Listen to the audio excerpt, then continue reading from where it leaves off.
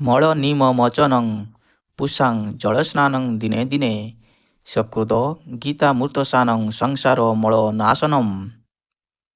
ବ୍ୟକ୍ତି ପ୍ରତିଦିନ ଜଳର ସ୍ନାନ କରି ଶୁଦ୍ଧ ହୁଏ, କିନ୍ତୁ ଯଦି ଜଣେ ଥରେ ମାତ୍ର ଭଗବତ୍ ଗୀତା ରୂପୀ ପବିତ୍ର ଗଙ୍ଗା ଜଳରେ ସ୍ନାନ କରେ, ସେ ତା'ର ଭୌତିକ ଜୀବନର ସମସ୍ତ ମଇଳାକୁ ଧୋଇ ସଫା କରିଦିଏ। ଶ୍ରୋତାବନ୍ଧୁ, ଆଜି ଆମେ ଦ୍ୱିତୀୟ ଅଧ୍ୟାୟ ସାଂଖ୍ୟ ଯୋଗର 8 ନମ୍ବର ଶ୍ଲୋକଠାରୁ ଆଗକୁ ଆଲୋଚନା କରିବା। ନହିଁ ପ୍ରପଶ୍ୟାମି ମମା ପଦୁଦ୍ୟାଦ୍ ଯଚ୍ଛ କମୁଷ୍ୟସଣ ମିନ୍ଦ୍ରିୟାଣମ୍ ଅପାପ୍ୟ ଭୂମାବଶ ପନବୃଦ୍ଧଂ ରାଜ୍ୟଂ ସୁରାଣମପି ଚାଧିପସ୍ତ୍ୟମି। ଅର୍ଜୁନ ଆଲୋଚନା କରୁଛନ୍ତି, ଏ ଯେଉଁ ଦୁଃଖ ମୋର ଇନ୍ଦ୍ରିୟମାନଙ୍କୁ ଶୁଷ୍କ କରି ଦେଉଛି, ତାହା ଦୂର କରିବାର କୌଣସି ଉପାୟ ମୁଁ ଦେଖିପାରୁନାହିଁ। ସ୍ୱର୍ଗର ଦେବତାମାନଙ୍କ ପରି ଏକ ଅପ୍ରୀତିଦ୍ୱନ୍ଦୀ ସାମ୍ରାଜ୍ୟ ଯଦି ମୁଁ ଏ ପୃଥିବୀରେ ଲାଭ କରେ, ତଥାପି ମୋର ଏ ଶୋକ ଯେ ଦୂର ହେବ, ତାହା ମୁଁ ଦେଖିପାରୁନାହିଁ। ଧର୍ମନୀତି, ଶାସ୍ତ୍ରବିଧି ଏବଂ ନୈତିକ ଆଚରଣ ଆଦି କଥା କହି ଅର୍ଜୁନ ନାନା ପ୍ରକାର ଯୁକ୍ତି ବାଢ଼ିଲେ, ତଥାପି ଜଣାପଡ଼ୁଥିଲା ଯେ ଏସବୁ ସତ୍ତ୍ୱେ ସେ ତାଙ୍କର ଗୁରୁ ଭଗବାନ କୃଷ୍ଣଙ୍କର ସହାୟତା ବିନା ପ୍ରକୃତ ସମସ୍ୟାର ସମାଧାନ କରିପାରୁନାହାନ୍ତି। ତାଙ୍କର ଯେଉଁ ସମସ୍ୟା ବର୍ତ୍ତମାନ ଦେଖାଦେଇଛି, ଯାହାକି ତାଙ୍କର ସମଗ୍ର ସ୍ଥିତିକୁ ଶୁଷ୍କ କରିଦେଉଛି, ସେ ସମସ୍ୟାର ସମାଧାନ ନିମିତ୍ତ ତାଙ୍କର ତଥାକଥିତ ଜ୍ଞାନ ବୃଥା ଅଟେ। ସେ ଯେଉଁ ଜ୍ଞାନ ଲାଭ କରିଛନ୍ତି, ତାହା ତାଙ୍କର ସମସ୍ୟାମାନଙ୍କର ସମାଧାନ ନିମିତ୍ତ କୌଣସି କାମରେ ଆସୁନାହିଁ। ଏକଥା ସେ ଭଲ ରକମେ ଜାଣିପାରିଥିଲେ ଯେ ଶ୍ରୀକୃଷ୍ଣଙ୍କ ଭଳି ଜଣେ ଗୁରୁଙ୍କ ବିନା ସହାୟତାରେ ତାଙ୍କର ଏ ବ୍ୟାକୁଳ ପରିପୂର୍ଣ୍ଣ ସମସ୍ୟାମାନଙ୍କର ସମାଧାନ କରିବାକୁ ସେ ଅକ୍ଷମ। ତଥାକଥିତ ବିଶ୍ୱବିଦ୍ୟାଳୟର ଶିକ୍ଷାଗତ ଜ୍ଞାନ, ପାଣ୍ଡିତ୍ୟ, ଉଚ୍ଚ ପଦବୀ ଆଦି ଜୀବନର ସମସ୍ୟାମାନଙ୍କର ସମାଧାନ କରିବାରେ ଆଦୌ ସହାୟକ ହୁଅନ୍ତି ନାହିଁ। ଏଗୁଡ଼ିକ ସବୁ ବୃଥା ଅଟେ। ଶ୍ରୋତାବନ୍ଧୁ, ଭଗବାନ ଶ୍ରୀକୃଷ୍ଣଙ୍କ ଭଳି ଏକ ଗୁରୁ ହିଁ କେବଳ ଏଥି ନିମିତ୍ତ ସହାୟତା କରିପାରିବେ। ତେଣୁ ଏ ସିଦ୍ଧାନ୍ତ ଏଥିରୁ ମିଳୁଛି ଯେ ଯେଉଁ ଗୁରୁ ସମ୍ପୂର୍ଣ୍ଣ ରୂପେ କୃଷ୍ଣ ଚେତନାଶୀଳ, ସେ ହିଁ ପ୍ରକୃତ ଗୁରୁ ଅଟନ୍ତି, କାରଣ ସେ ଜୀବନର ସମସ୍ୟାମାନଙ୍କର ସମାଧାନ କରିପାରିବେ। ଶ୍ରୀ ଚୈତନ୍ୟ ମହାପ୍ରଭୁ କହିଛନ୍ତି ଯେ କୃଷ୍ଣ ତତ୍ତ୍ୱବେତ୍ତା ଅର୍ଥାତ୍ ଯେ କୃଷ୍ଣ ବିଜ୍ଞାନ ଜାଣନ୍ତି, ସେ ସବୁକିଛି ଜାଣନ୍ତି ଏବଂ ସେ ହିଁ ପ୍ରକୃତରେ ଗୁରୁ ଅଟନ୍ତି। କିବା ବିପ୍ର କିବା ନ୍ୟାସୀ ଶୂଦ୍ର କେନ ନୟ ଯେଇ କୃଷ୍ଣ ତତ୍ତ୍ୱବେତ୍ତା ସେଇ ଗୁରୁ ହୟ। ଏଥିରେ କିଛି ଯାଏଆସେ ନାହିଁ। ଗୁରୁ ବିପ୍ର ହୋଇପାରନ୍ତି, ଅର୍ଥାତ୍ ଦୈବିକ ଜ୍ଞାନ ଲାଭ କରିଥିବା ପଣ୍ଡିତ ହୋଇପାରନ୍ତି, କିମ୍ବା ଶୂଦ୍ର ପରିବାରରେ ଜନ୍ମଲାଭ କରିପାରିଥାନ୍ତି, କିମ୍ବା ସନ୍ନ୍ୟାସୀ ହୋଇଥାଇପାରନ୍ତି, କିନ୍ତୁ ସେ ଯଦି କୃଷ୍ଣ ତତ୍ତ୍ୱବେତ୍ତା ହୋଇଥାନ୍ତି, ଅର୍ଥାତ୍ କୃଷ୍ଣ ବିଜ୍ଞାନ ଭଲ ରକମେ ଜାଣିଥାନ୍ତି, ସେହି ପ୍ରକୃତରେ ଉପଯୁକ୍ତ ଗୁରୁ ଅଟନ୍ତି। ତେଣୁ ଯେ କୃଷ୍ଣ ତତ୍ତ୍ୱବେତ୍ତା ନୁହନ୍ତି, ଅର୍ଥାତ୍ କୃଷ୍ଣ ବିଜ୍ଞାନ ଜାଣନ୍ତି ନାହିଁ, ସେ ଉପଯୁକ୍ତ ଗୁରୁ ନୁହନ୍ତି, ଏକଥା ମଧ୍ୟ ଦୈବିକ ଶାସ୍ତ୍ରରେ କୁହାଯାଇଛି। ଷଟ୍କର୍ମ ନିପୁଣ ବିପ୍ର ମନ୍ତ୍ରତନ୍ତ୍ର ବିଶାରଦଃ ଅବୈଷ୍ଣବ ଗୁରୁନ୍ ସ୍ୟାଦ୍ ବୈଷ୍ଣବଃ ସୋପଚେ ଗୁରୁଃ। ଅର୍ଥାତ୍ ଜଣେ ବ୍ରାହ୍ମଣ ଖୁବ୍ ବିଦ୍ୱାନ ବା ପଣ୍ଡିତ ହୋଇପାରେ, ସମସ୍ତ ପ୍ରକାର ଦୈବିକ ଜ୍ଞାନରେ ଖୁବ୍ ଧୁରନ୍ଧର ହୋଇପାରେ, କିନ୍ତୁ ସେ ଯଦି ବୈଷ୍ଣବ ନୁହନ୍ତି, ତାହେଲେ ସେ ଗୁରୁ ହୋଇପାରିବେ ନାହିଁ। ଅର୍ଥାତ୍ ସେ ଯଦି କୃଷ୍ଣ ବିଜ୍ଞାନରେ ଧୁରନ୍ଧର ନୁହନ୍ତି, ସେ ଗୁରୁ କଦାପି ହୋଇପାରିବେ ନାହିଁ। କିନ୍ତୁ ଏକ ନୀଚ କୁଳରେ ଜାତ ବ୍ୟକ୍ତି ଯଦି ବୈଷ୍ଣବ ହୋଇଯାଏ, ଅର୍ଥାତ୍ କୃଷ୍ଣ ବିଜ୍ଞାନ ଜାଣିଥାଏ, ସେ ଗୁରୁ ହୋଇପାରିବ। ଏହି କଥା ପଦ୍ମ ପୁରାଣରେ କୁହାଯାଇଛି। ଭୌତିକ ସ୍ଥିତିର ସମସ୍ୟାମାନ ହେଲା ଜନ୍ମ, ମୃତ୍ୟୁ, ଜରା ଓ ବ୍ୟାଧି। ଧନ ସଂଗ୍ରହ ବା ଆର୍ଥିକ ଉନ୍ନତି ବଳରେ ତୁମେମାନେ ଏ ସମସ୍ୟାମାନଙ୍କର ସମାଧାନ କରିପାରିବ ନାହିଁ।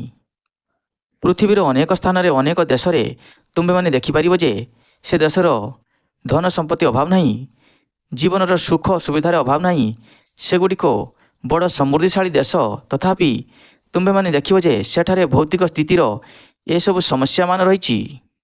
ସେମାନେ ବିଭିନ୍ନ ପ୍ରକାରେ ଶାନ୍ତି ପାଇବାକୁ ଚେଷ୍ଟା କରୁଛନ୍ତି, ସେମାନେ ଶାନ୍ତିର ଅନ୍ୱେଷଣ କରୁଛନ୍ତି, କିନ୍ତୁ ପାଇପାରୁନାହାନ୍ତି। ଯଦି ସେମାନେ କୃଷ୍ଣଙ୍କର ଉପଦେଶ ଗ୍ରହଣ କରନ୍ତି, କିମ୍ବା ଭଗବଦ୍ଗୀତାର ଓ ଶ୍ରୀମଦ୍ ଭାଗବତମର ଦିଆଯାଇଥିବା ଉପଦେଶ ଗ୍ରହଣ କରନ୍ତି, କାରଣ କୃଷ୍ଣ ବିଜ୍ଞାନ ଏ ଗ୍ରନ୍ଥମାନଙ୍କରେ ଉପଲବ୍ଧ ଅଛି, କିମ୍ବା କୃଷ୍ଣଙ୍କର ଯେ ଉପଯୁକ୍ତ ପ୍ରତିନିଧି ଅର୍ଥାତ୍ ଏକ କୃଷ୍ଣ ଭକ୍ତ ବା କୃଷ୍ଣ ଚେତନାଶୀଳ ବ୍ୟକ୍ତିର ଉପଦେଶ ଗ୍ରହଣ କରନ୍ତି, ତାହେଲେ ସେମାନେ ଶାନ୍ତି ପାଇପାରିବେ।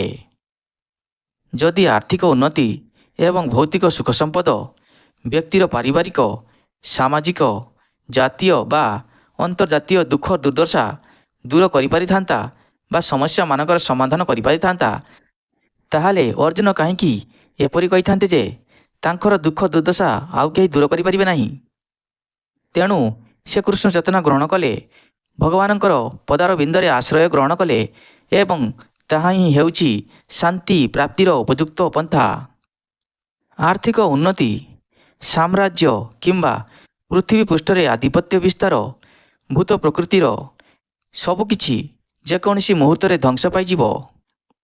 ଏପରିକି ଉଚ୍ଚ ସ୍ୱର୍ଗଲୋକ ପ୍ରାସ୍ତାବସ୍ଥା ମଧ୍ୟ ଗୋଟିଏ ଆଘାତରେ ଶେଷ ହୋଇଯିବ।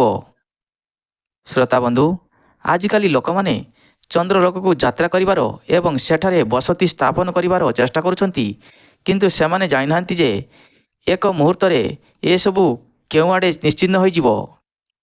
ଏକଥା ଭଗବଦ୍ଗୀତାରେ ସ୍ୱୀକାର କରାଯାଇଛି, କ୍ଷଣେ ପୁଣ୍ୟେ ମତ୍ୟଲୋକଂ ବିଶନ୍ତି, ଅର୍ଥାତ୍ ଯେତେବେଳେ ପୁଣ୍ୟ କର୍ମର ଫଳ ଶେଷ ହୋଇଯାଏ, ସେତେବେଳେ ବ୍ୟକ୍ତି ସୁଖ ସମ୍ଭୋଗର ଚୂଡ଼ା ଦେଶରୁ ଜୀବନର ନିଚତମ ସ୍ଥିତିକୁ ପୁନର୍ବାର ପତିତ ହୁଏ।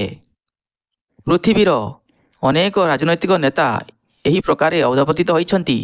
ଏ ପ୍ରକାର ଅଧପତନ କେବଳ ଅଧିକ ଦୁଃଖ ଦୁର୍ଦ୍ଦଶା ଓ ବ୍ୟାକୁଳତା ଆଣିଦିଏ।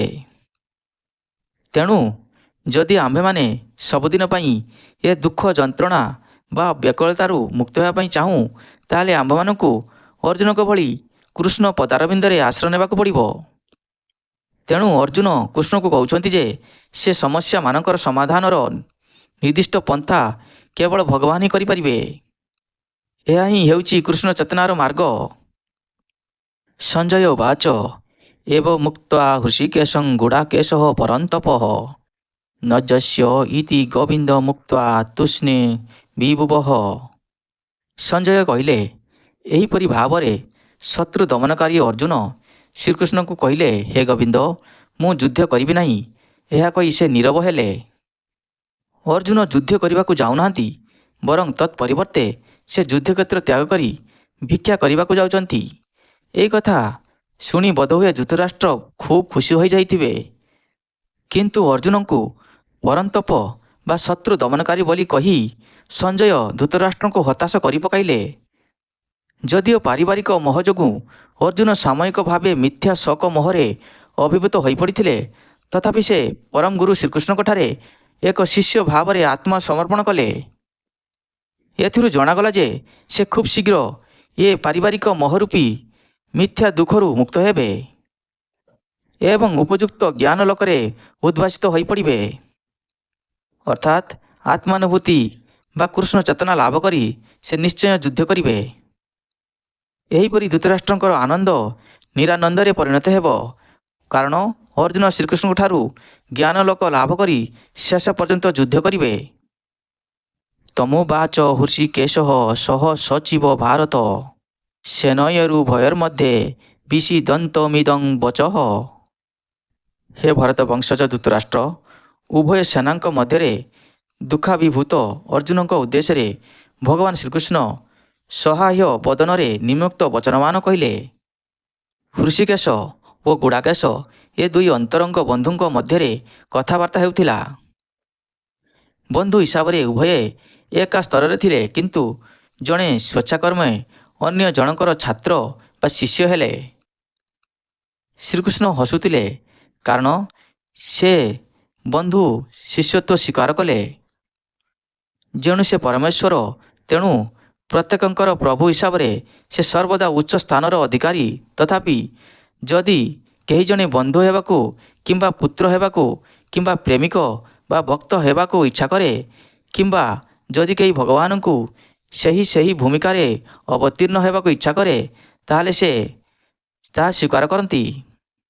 କିନ୍ତୁ ସେ ଯେତେବେଳେ ଗୁରୁ ରୂପେ ସ୍ୱୀକୃତ ହେଲେ, ସେତେବେଳେ ସେ ସଙ୍ଗେ ସଙ୍ଗେ ସେହି ଭୂମିକାରେ ଅଭିନୟ କରିବାକୁ ଆରମ୍ଭ କଲେ ଏବଂ ଏକ ଗୁରୁ ପରି ବଡ଼ ଗାମ୍ଭୀର୍ଯ୍ୟ ସହକାରେ ଦରକାର ଅନୁଯାୟୀ ଶିଷ୍ୟ ସହ କଥାବାର୍ତ୍ତା କରିବାକୁ ଆରମ୍ଭ କଲେ।